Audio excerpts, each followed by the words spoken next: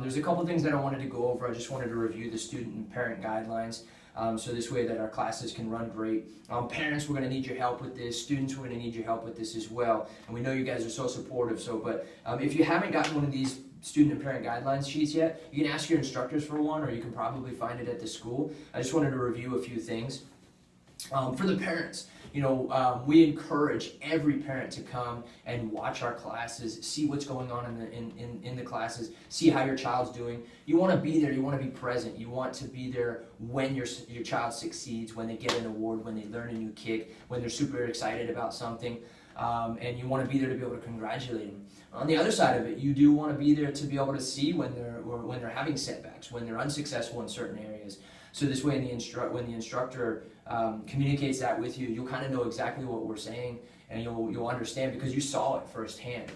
This is definitely going to help your child be able to be successful in the program, get to their black belt, second degree, instructor collars, whatever their goals are. On that note as well, is we do, again, encourage the parents to stay and watch.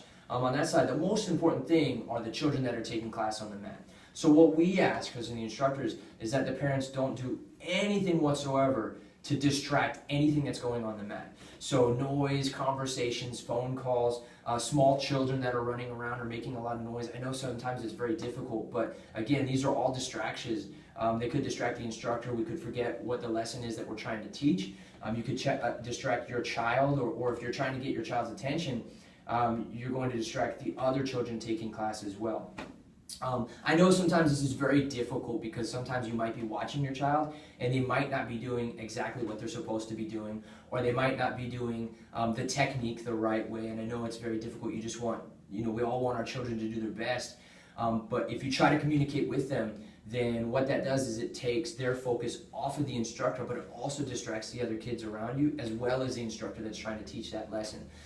Your child's not always going to be doing the exercise exactly the right way or perfect. They're going to make mistakes. Let the instructors handle it. Even if we don't see it right away, we will get to it eventually. We will fix it. Some other things as far as being present and on the side is you want to make sure your child is dressed and ready for the class. You want to make sure that they're on time for class. These things are very important. Our uniform guidelines is super important that the children are wearing the proper uniforms. Tuesdays and Wednesdays are our karate t-shirt day, and on those days they can wear their t-shirt. It has to be a karate oriented t-shirt. On all the other days, it's important that they wear their full uniform. Now what does that mean? They wear their white pants, they wear their current ranking belt, and either their white top or their black top. Underneath the uniform, the girls want to wear a t-shirt. The boys don't have to wear a t-shirt, but if they feel more comfortable wearing it, they definitely can. The t-shirt wants to be the exact same color as the uniform, preferably completely plain. So if they're wearing their white top, they want to wear a white t-shirt underneath. If they're wearing their black top, they want to wear a black top underneath. Some of our higher ranking students may have a blue top. The same thing, if they're wearing the blue top, they want to wear a blue top, blue t-shirt underneath.